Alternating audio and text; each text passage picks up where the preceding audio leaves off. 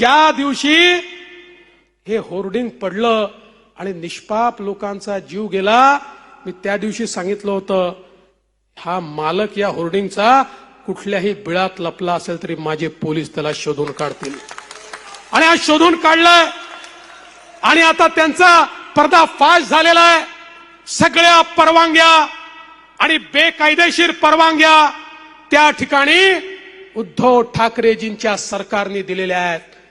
आणि बंधू भगिनींनो, 140x120 hoarding, कुठल्याही नियम नाही, कुठल्याही परवानग्या नाही, थेट त्या ठिकाणी लावलं आणि त्याला तुम्ही लीज देता, त्याला तुम्ही सगळ्या मान्यता देता.